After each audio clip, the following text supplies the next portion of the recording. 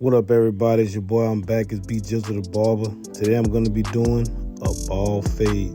I'm going to start with my Andis GTX clippers to create my ball guideline. As you can see, these clippers are pretty darn sharp.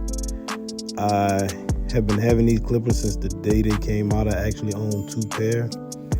Coming straight out the box, these clippers have always been very consistent. So I'm going to keeping on with these same trimmers. Right now I'm going to place that ball fade guideline in about midway through the fade. It's going to end up being a high fade, custom asked for a high fade, so let's get to it.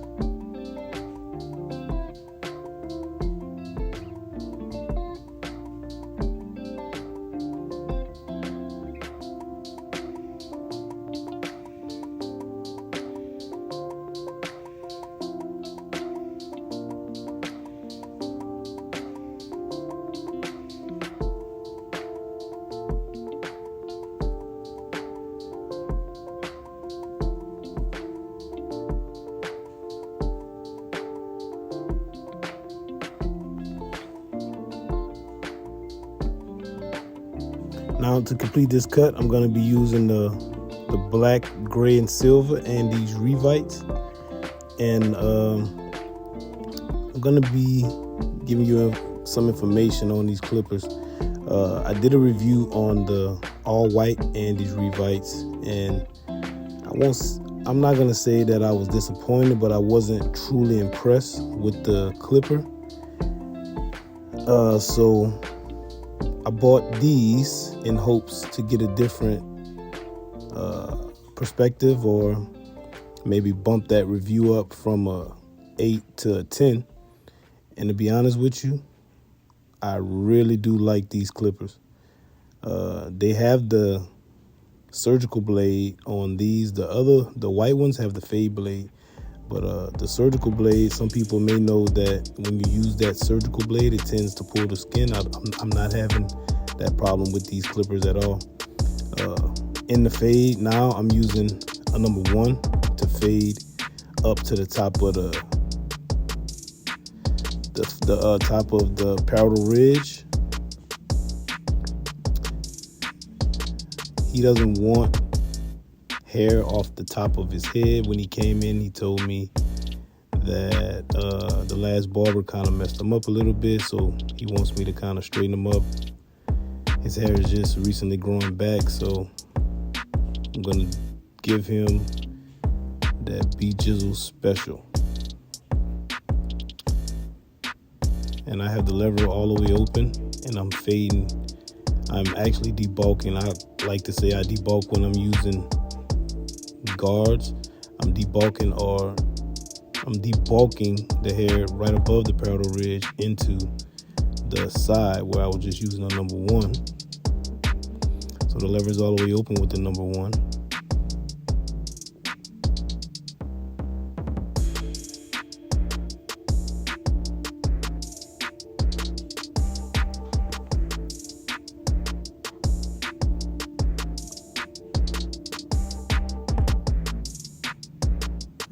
This guy has pretty fine hair, so you got to be careful to choose the right guard and be at the right length so you won't take off too much.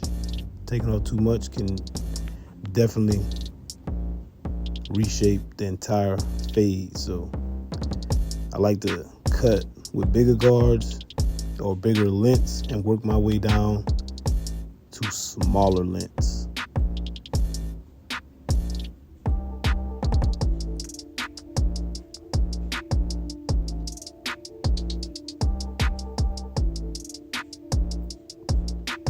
Now I'm going to put that 0.5 guard on, and we're going to begin to attack that top guideline.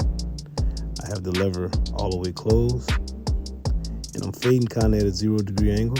Now I just opened the lever up halfway, still kind of fading at a 0-degree angle. Again, this is going to be a high fade, so I got a lot of room to work with. As you can see, I gave myself a lot of room to work with between the two guide areas, where the ball line and the line that I'm currently fading at were separated. In order to fade more easily, I like to tell my students that they want to commit to guidelines and give yourself enough room to work. When you get good at fading and actually understand the steps, then you can tighten up those guidelines and sharpen up your skills a little better.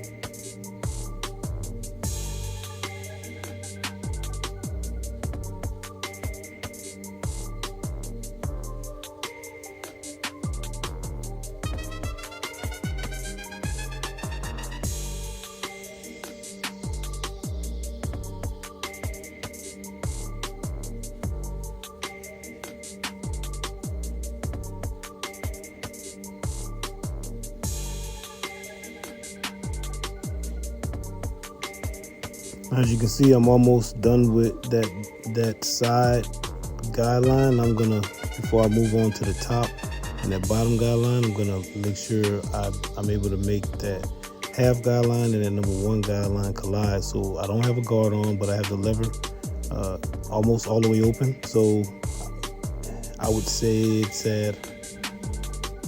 it's slightly from all the way open. As you can see, using a slight angle, not with the clippers placed flatly up against the skin, more like at a 45-degree angle, I'm fading out that second guideline. I like to leave that last guideline when doing ball fades, so I can kind of make sure my blend is working properly from the top to the bottom.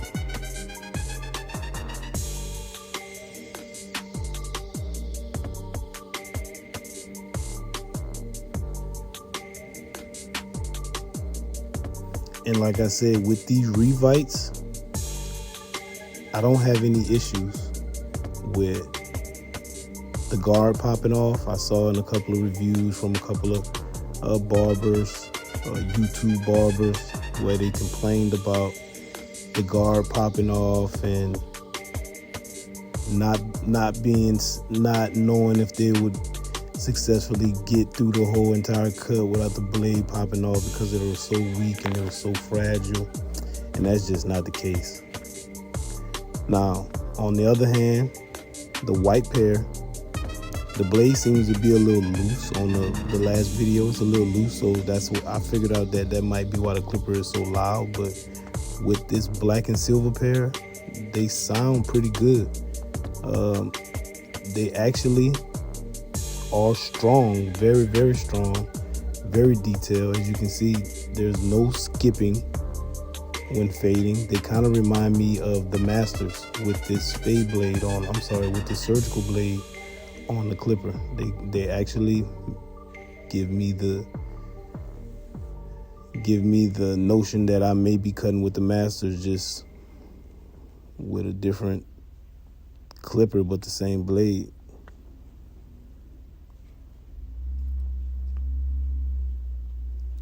If you're watching this video and you're enjoying it, please like and subscribe. Drop a comment.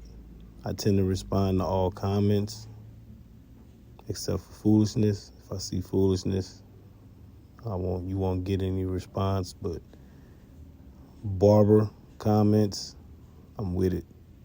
Questions, I'm with it. Criticism, whatever.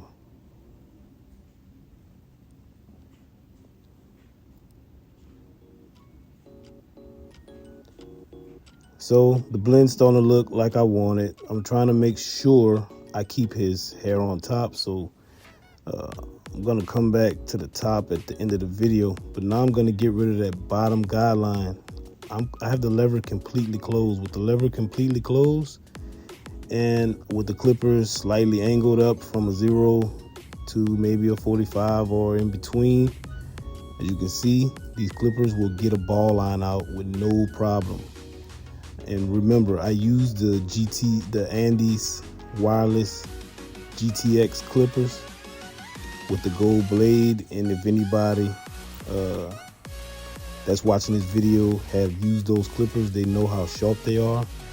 With these clippers, the Revite's zero gap, look how easy that line come out. Now, mind you, I am playing back and forth with the lever just slightly, because as you move up and as you move the guideline, you have to move the lever slightly. And that's what you see me doing, back and forth, little by little, just moving the lever to kind of make sure I blend the guideline.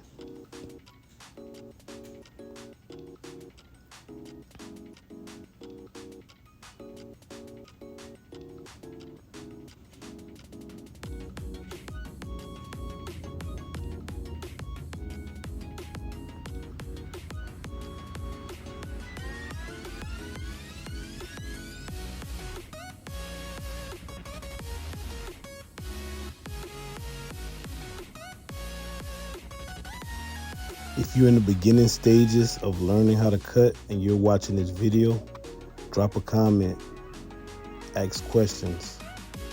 I give very detailed answers, and I can help you with any question that you may have. Anything in this video that may have confused you or not confused you, but you may have gotten lost, or one of the main questions I get in everyday life is, how do you make the two guidelines collide and blend? Well, with a haircut, I like to tell people that haircutting is mathematics. If you can subtract, divide, add, then you should be able to learn how to cut hair. When you set those guidelines in, they're set in with certain lengths, and you have to find the middle length within those guidelines that you created in order to have them collide or clash, or in other words, blend. Just think about that next time you're on the head and you put those guidelines in and you get lost and you're trying to figure out how to move that guideline and that guideline won't move. Well, what length did you put your two guidelines in? Find that middle length and then try to blend. Now he wants his beard cut down a little, so I'm gonna go with the Revites. As you can see, they cut very, very, very even. I have a number 1 guard on here with the lever closed, and I'm just cutting his beard down even. And we're gonna edge it up. Again, he said the last guy that cut his hair kind of messed his hairline up in the front, and he kind of messed his beard up as well, so he kind of wanted to start over a little bit, so that's what I'm doing, giving him a restart.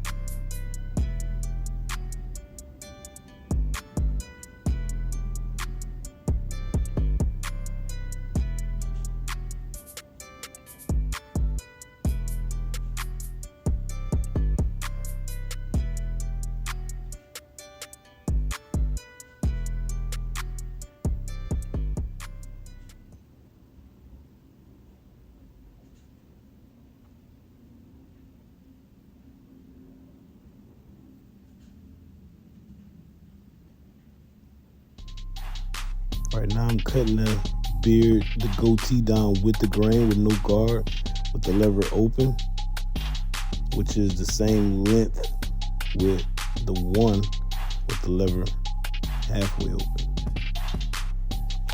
Somebody drop a comment, tell me what length that is, and if you get it correct, I'll inbox you a gift.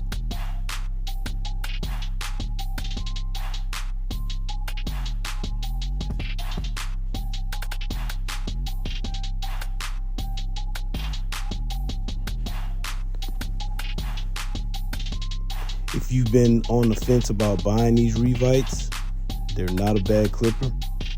As you can see, very, very consistent blend. Very consistent blend. Very, very, very consistent blend. On a scale from 1 to 10, I'm gonna give these Andis black and silver Revites a 9.5.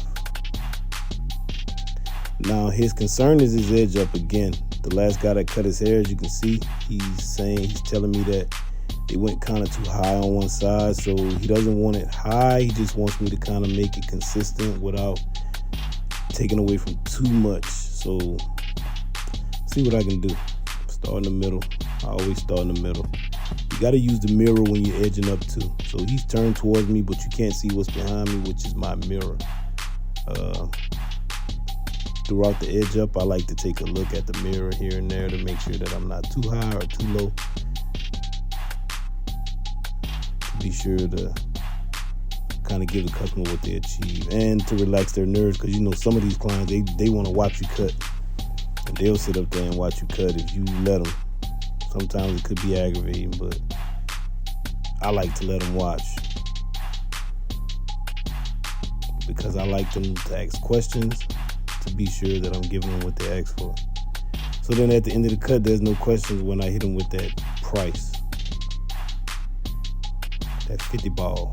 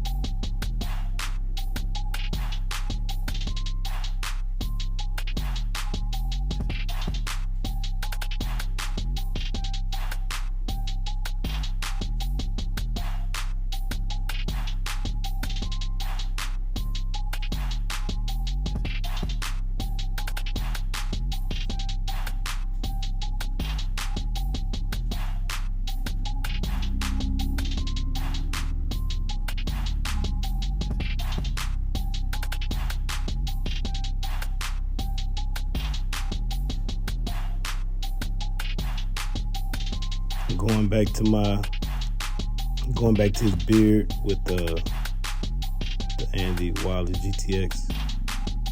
They do it all. Face, edge up, neckline. As you can see throughout the cut, there's no red marks, there's no scratches. Not on the neck, not underneath the neck, not across the forehead. They're very consistent clippers. If you don't own a pair and you hyped up with some of the new stylish looking clippers that people are buying or trying to sell you, don't get caught up in the gimmick. Get something that's consistent and durable. A name you can trust.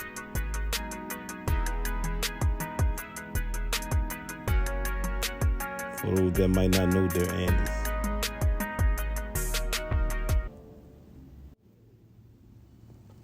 That about wraps it up for my video. Thank you for watching. Please like, comment, and subscribe. For any questions, please drop a comment. It's B Jizzle the Barber. Thank you.